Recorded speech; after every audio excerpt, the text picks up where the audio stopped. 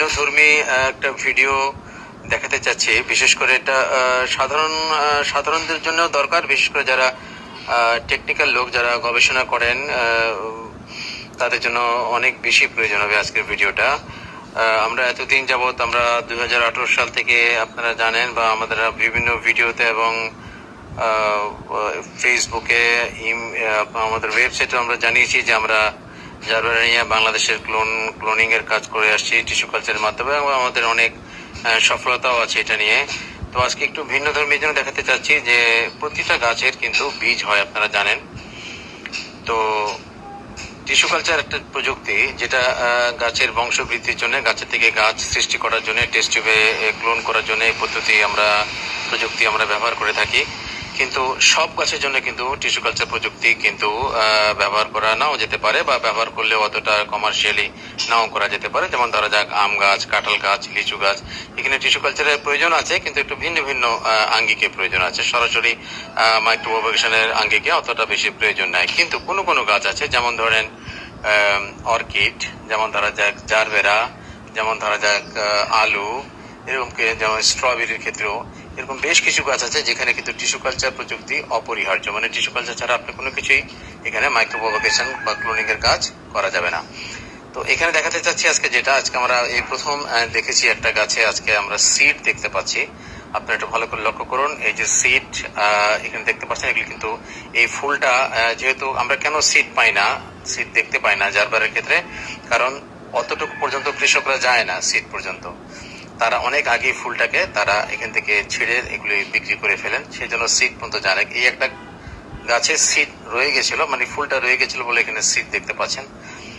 আপনি একটু লক্ষ্য করেন যে এত হালকা সিড, এই দেখুন এই সিডটাকে আমি কাছ থেকে দেখানোর চেষ্টা করছি, এত হালকা সিড। আমরা ডিটেলস দেখাবো যে এই সিড থেকে কখনোই সম্ভব না গাছ তৈরি করা, এবং যদি সম্ভবও হয় সেটা অত্যন্ত বিরল জাতীয় একটা কাজ হবে এবং অনেক কঠিন কাজ, এবং সেটা সাধারণ মানুষদের পক্ষে সম্ভব না। কারণ সিড অনেক হালকা, বাতাসে উড়ে যায়, এবং এই সিডের ভিতরে এর জার্মিনেশন পার্সেন্টেজ এত কম থাকে যে সেখান থেকে কমার্শিয়াল চাষ করা বা কমার্শিয়াল ইয়েতে গাছের বংশবৃদ্ধি করা মোটেই সম্ভব না। সেজন্য এখানে টিস্যু কালচার প্রযুক্তি অপরিহার্য, মানে করতেই হবে টিস্যু কালচার। মানে সিড থেকে, যেমন অনেক আছে যেমন সিড থেকে গাছের বংশবৃদ্ধি করা যেতে পারে, কিন্তু জারবেরার ক্ষেত্রে আপনারা জানেন জারবেরার ক্রোমোজোম সংখ্যা হচ্ছে 50টি, মানে দেহকোষে 50টি ক্রোমোজোম থাকে, এবং এর মাতৃকোষে থাকে তার অর্ধেক 25টি, যেটা মানুষের থেকেও বেশি।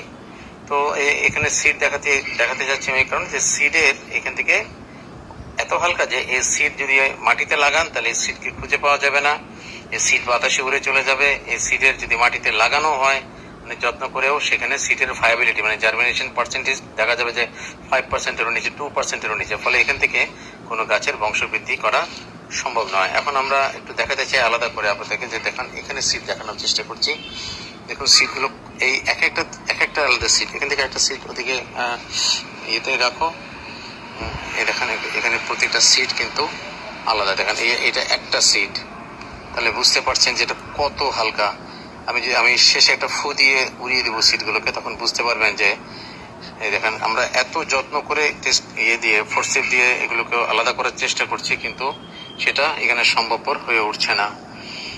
তার কাজে এখানে সাধারণ লোকদের পক্ষে এই সিড জার্মিনেশন করে এখান থেকে গাছের বংশবৃদ্ধি করা একদম। সুতরাং টিস্যু কালচার এখানে, বা সেল কালচার বা বায়োটেকনোলজি বা যেভাবেই বলেন না কেন, সেই প্রযুক্তি করে ক্লোনিং করে একমাত্র এর বংশবৃদ্ধি করা ছাড়া টেস্ট টিউবের মাধ্যমে অন্য কোনো কিছু করা সম্ভব না। এটি আমি দর্শকদেরকে দেখাচ্ছি। আমিও আজকে প্রথম দেখলাম এই সিডগুলো। এর আগে আমরাও নেচারে এরকম বাগানে আমরা এবং আমার কোনো ছাত্ররাও দেখতে পাইনি। এই প্রথম একটা গাছে এরকম সিড এসছে, তাই আমাদেরও দেখতে ভালো লাগছে। আমরা বইয়ে পড়েছি, আমরা গুগলে ছবি দেখেছি, তো আজকে বাস্তবে দেখলাম এই সিডগুলো। সেই জন্য আমি চাচ্ছিলাম যে দর্শকরা একটু দেখো যে কত হালকা সিড এগুলো। আমি একটা ফু দিলে আপনি দেখতে পাবেন একটা সিডও থাকবে না, সামান্য বাতাসে সিড উড়ে চলে যাবে। এবং এই সিডের যে কটিলিডন বলেন বা এর যে ইমরিও বলেন বা ভ্রূণ বলেন, এত ছোট হবে এবং এত পাতলা যে এগুলোকে জার্মিনেশন করাও অনেক কঠিন কাজ। সেজন্য এখানে সেল কালচার করে এর ক্লোন করাটাই একমাত্র রাস্তা। তো আমি একটু আপনাদেরকে একটু ফু দিয়ে আপনার এই দেখতে থাকেন। আমি একটু ফু দাও। হ্যাঁ দেখলেন দেখলেন একটিও নাই, এক সামান্য একটু ফু দিতে হবে না, আপনি নিঃশ্বাসও যদি আমি ফেলতাম তাও কিন্তু এগুলো সব চলে যেত। তো এটাই আজকে দেখানোর উদ্দেশ্য ছিল যে যে আসলে এই দেখেন এখানে এসে কিছু সিট বাতাসে পড়েছে, এখানে একটা একটা নিঃশ্বাস একটু ফু দাও ওই ফুলের উপরে, দেখেছেন সব চলে গেছে, সামান্য ফুতেই সব চলে যায়। এটাই দেখাতে চাচ্ছিলাম, ওখানে একটা ফু দাও, চলে দাও, হ্যাঁ দেখছেন সব চলে গেছে। তো এইটাই আমি আজকে দর্শকদেরকে দেখাতে চাচ্ছিলাম যে এই সিড দিয়ে এর জার্মিনেশন করা বা এর বংশ বিস্তার করা সম্ভব না। এখানে একমাত্রই প্রযুক্তি হচ্ছে সেল কালচার বা টিস্যু কালচার করে টেস্ট টিউবে এর ক্লোন করে গাছের বংশবৃদ্ধি করা, যেটা এখানকার আমরা করে যাচ্ছি। আপনারা দেখেন এখানে যতগুলো গাছ দেখতে পাচ্ছেন সবই কিন্তু টিস্যু কালচারের মাধ্যমে ক্লোন করা, এগুলো পুরো বাগানটাই ক্লোন করা, সমস্ত গাছ কিন্তু টিস্যু কালচার পদ্ধতিতে ক্লোন করা এগুলো।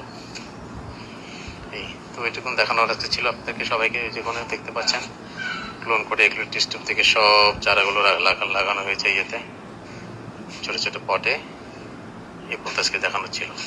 তো সবাই ভালো থাকবেন।